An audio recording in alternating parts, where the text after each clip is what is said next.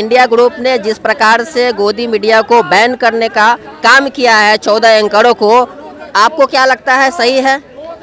नमस्कार, जय हिंद, जय भारत, जय संविधान। देखिए, ये बहुत पहले कर देना चाहिए था, बहुत लेट करा है इन्होंने काम। 15 ही नहीं है, जितने भी भारत को, देश को हमारे तोड़ने का काम कर रहे हैं ना, इनको बहुत पहले बैन कर देना चाहिए था। क्योंकि इस टाइम जो हमारी सत्ता में सरकार बैठी हुई है, इतनी इसकी भूमिका नहीं है हमारे देश की हवा खराब करने में, जितना हमारे देश की मीडिया का। राष्ट्रपति आए थे अमेरिका के, जो बाइडन, उन्होंने खुद मुंह से कहा है कि किसकी वजह से क्या बोलने की आज़ादी नहीं है या क्या नहीं है, लोकतंत्र कहाँ है, इंडिया में ख़त्म है क्या नहीं है। उन्होंने खुद वियतनाम में जाकर कह दिया है कि वहाँ पर अभी प्रेस कॉन्फ्रेंस को कहा था जो बाइडेन जी ने, प्रधानमंत्री नरेंद्र मोदी जी ने मीडिया को नहीं आने दिया।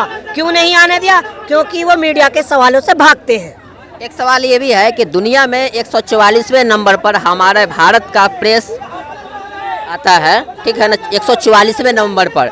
अगर गोदी मीडिया सही से काम करती तो 144वें नंबर पर तो नहीं होती ना। देखिए, मैंने भी कहा ना, 101% जो भी मतलब देश को पीछे करने का वो हाथ है ना, सबसे ज्यादा मीडिया का हाथ है। और मीडिया को 50-50% चलना चाहिए, चाहे पक्ष हो। आपको लगता है कि एक तरफा मीडिया काम करती है? मैंने कहा ना कि मीडिया चौथा स्तंभ होता है देश को आगे बढ़ाने के लिए, मगर मीडिया ने क्या, उसको सवाल क्या करना चाहिए, वो क्या करता है? डिबेट किस पर होती है? हिंदू मुस्लिम, आर पार, महाभारत। ये आप देख रहे हैं, ये गीता सार है। मैं एक मुस्लिम परिवार से हूँ, मैं जितना कुरान का रिहर्सल करता हूँ इतना ही इसका करता हूँ। और मैं एक शेर के माध्यम से आपको बताना चाहता हूँ। देखिए, एक हाथ में कुरान हो, एक हाथ में गीता, एक हाथ में कुरान हो, एक हाथ में हो गीता। तू पढ़ ले मेरी गीता, मैं पढ़ लूँ तेरा कुरान। ऐसा चाहता हूँ मैं अपना हिंदुस्तान। और मेरे देश की जो जनसंख्या है, मेरे देश के युवा हैं, जो मेरे देश की बेटियां हैं, अब वो समझ चुके हैं कि अब हमें जो ना किसी के बहकाए में नहीं। भाजपा की सरकार बोल रही है, भाजपा के लोग बोल रहे हैं कि सनातन धर्म पर लगातार हमला हो रहा है। केवल सनातन पर ही क्यों हो रहा है, बाकी और धर्मों पे क्यों नहीं हो रहा है? इंडिया गठबंधन के लोग हमला कर रहे हैं, इस तरीके की बातें कही जा रही है। देखिए, चाहे वो गठबंधन के लोग हों, चाहे वो सत्ता में बैठे हुए लोग हों, मैं उनके विचारों को नजरअंदाज करता हूं, उनका विरोध करता हूं। क्योंकि मजहब नहीं सिखाता आपस में बैर रखना। हिंदी है हम इस वतन के, हिंदुस्तान हमारा। क्योंकि मैं एक मुस्लिम हूं, तो अगर मेरा कोई दोस्त मेरा हिंदू भाई है, अगर ये मेरा भाई हिंदू है, तो मुझे इसके धर्म से कोई परेशानी नहीं है। कभी किसी के, मेरी जात से किसी के धर्म को ठेस नहीं पहुंचनी चाहिए। और मैं ऐसे आलोचनाओं का बिल्कुल विरोध करता हूं और कंडम करता हूं। अरे, आप तो कांग्रेसी हो, विरोध करने के लिए विरोध करते हो।